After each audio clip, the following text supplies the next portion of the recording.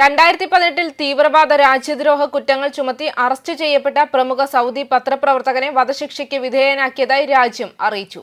എന്നാൽ അദ്ദേഹത്തിനെതിരായ കുറ്റങ്ങൾ കെട്ടിച്ചമച്ചതാണെന്നാണ് ആക്ടിവിസ്റ്റ് ഗ്രൂപ്പുകൾ വാദിക്കുന്നത്.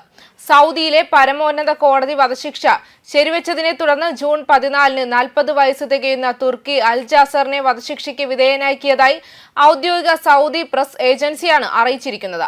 2018 അധികൃതർ അൽ ജാസറിന്റെ വീട് റെയ്ഡ് ചെയ്ത് അദ്ദേഹത്തെ അറസ്റ്റ് ചെയ്യുകയും കമ്പ്യൂട്ടറും ഫോണുകളും പിടിച്ചെടുക്കുകയും ചെയ്തിരുന്നു.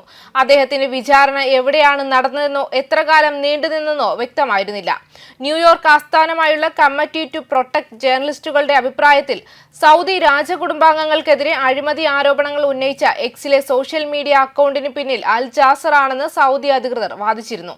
തീവ്രവാദികളെയും ഭീകര ഗ്രൂപ്പുകളെയും കുറിച്ച് അൽ ജാസർ നിരവധി വിവാദ ട്വീറ്റുകൾ പോസ്റ്റ് ചെയ്തതായും പറയപ്പെടുന്നു.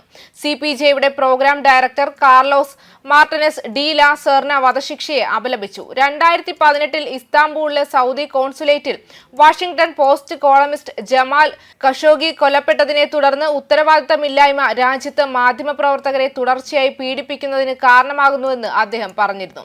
ജമാൽ ഖഷോഗിക്ക് നീതി ഉറപ്പാക്കുന്നതിൽ അന്താരാഷ്ട്ര സമൂഹം പരാജയപ്പെട്ടത് ഒരു പത്രപ്രവർത്തകനെ മാത്രമല്ല, മറിച്ച് യഥാർത്ഥ ഭരണാധികാരിയായ കിരീടാവകാശി മുഹമ്മദ് ബിൻ സൽമാനെ മാധ്യമങ്ങളെ പീഡിപ്പിക്കുന്നത് തുടരാൻ ധൈര്യപ്പെടുത്തിയെന്നും അദ്ദേഹം കൂട്ടിച്ചേർത്തിട്ടുണ്ടായിരുന്നു. അതേസമയം സൗദി അറേബ്യയിൽ കിരീടാവകാശി മുഹമ്മദ് ബിൻ സൽമാനെ വിമർശിക്കുന്നതിനോ ചോദ്യം ചെയ്യുന്നതിനോ ഉള്ള ശിക്ഷ മരണമാണെന്ന് അൽ ജാസറിന്റെ വധശിക്ഷ വീണ്ടും തെളിയിക്കുന്നുവെന്ന് അന്താരാഷ്ട്ര വധശിക്ഷാ വിരുദ്ധ അഭിഭാഷക ഗ്രൂപ്പായ റിപ്രൈവിന്റെ മിഡിൽ ഈസ്റ്റ് നോർത്ത് ആഫ്രിക്ക വിഭാഗം മേധാവി ജീദ് ബസിയൂണി വ്യക്തമാക്കിയിരുന്നു. പത്രപ്രവർത്തനത്തിലെ കുറ്റകൃത്യത്തിന് അൽ ജാസറിനെ പൂർണ്ണ രഹസ്യമായി വിചാരണ ചെയ്ത് ശിക്ഷിച്ചുവെന്ന് ബസിയൂണി കൂട്ടിച്ചേർത്തു. ഇസ്താംബൂളിലെ കോൺസുലേറ്റിൽ വെച്ച് ഖഷോഗിയെ കൊലപ്പെടുത്തിയത് സൗദി കൊലയാളി സംഘമാണ്. സൗദി കിരീടാവകാശിയാണ് ഓപ്പറേഷന് ഉത്തരവിട്ടതെന്ന് US ഇന്റലിജൻസ് സമൂഹം നിഗമനത്തിലെത്തി. എന്നാൽ രാജകുമാരന് കൊലപാതകത്തിൽ പങ്കില്ലെന്ന് രാജ്യം തറപ്പിച്ചു പറയുകയായിരുന്നു.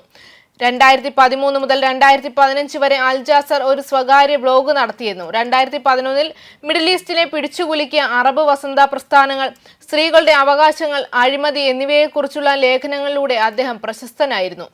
വധശിക്ഷയുടെ എണ്ണത്തിനും ശിരച്ഛേദം, കൂട്ടവധശിക്ഷ എന്നിവ ഉൾപ്പെടെയുള്ള രീതികൾക്കും സൗദി അറേബ്യ മനുഷ്യാവകാശ ഗ്രൂപ്പുകളിൽ നിന്ന് വിമർശനം നേരിടേണ്ടി വന്നിട്ടുണ്ട്. 2024 ആകുമ്പോഴും സൗദി അറേബ്യയിൽ വധശിക്ഷകളുടെ എണ്ണം 330 ഉയരുമെന്ന് ആക്ടിവിസ്റ്റുകളുടെയും മനുഷ്യാവകാശ ഗ്രൂപ്പുകളുടെയും കണക്കുകൾ പറയുന്നുണ്ടായിരുന്നു. കാരണം രാജ്യം എതിർപ്പുകൾക്കെതിരെ കർശനമായ നടപടികൾ തുടരുന്നു. കഴിഞ്ഞ മാസം ഒരു ബ്രിട്ടീഷ് ബാങ്ക് ഓഫ് അമേരിക്ക അനലിസ്റ്റിക് സൗദി അറേബ്യയിൽ ഒരു ദശാബ്ദക്കാലത്തെ തടവ് ശിക്ഷ വിധിച്ചു. പ്രത്യക്ഷത്തിൽ സോഷ്യൽ മീഡിയയിൽ നിന്ന് നീക്കം ചെയ്ത ഒരു പോസ്റ്റാണെന്ന് അദ്ദേഹത്തിന്റെ അഭിഭാഷകൻ പറഞ്ഞു. 2021 അമേരിക്കയിൽ താമസിക്കുമ്പോൾ പോസ്റ്റ് ചെയ്ത ട്വീറ്റുകളിൽ നിന്ന് ഉരുത്തിരിഞ്ഞ തീവ്രവാദവുമായി ബന്ധപ്പെട്ട കുറ്റങ്ങൾക്ക് ഇരട്ട സൗദി അമേരിക്കൻ പൗരനായ സൗദ് അൽമാഡിയെ അറസ്റ്റ് ചെയ്യുകയും പിന്നീട് 19 വർഷത്തിലധികം തടവിന് ശിക്ഷിക്കുകയും ചെയ്തു. 2023 അദ്ദേഹത്തെ മോചിപ്പിച്ചു. പക്ഷേ രാജ്യം വിടുന്നതിൽ നിന്ന് വിലക്കിയിട്ടുണ്ട്. അതേസമയം ഇസ്രായേലിനും ഇറാനും ഇടയിൽ വഷളാകുന്ന സാഹചര്യം ചർച്ച ചെയ്യാൻ സൗദി കിരീടാവകാശി മുഹമ്മദ് ബിൻ സൽമാൻ ഗ്രീക്ക് പ്രധാനമന്ത്രിയുമായി ഞായറാഴ്ച ഫോണിൽ സംസാരിച്ചതായി സൗദി പ്രസ് ഏജൻസി റിപ്പോർട്ട് ചെയ്തു.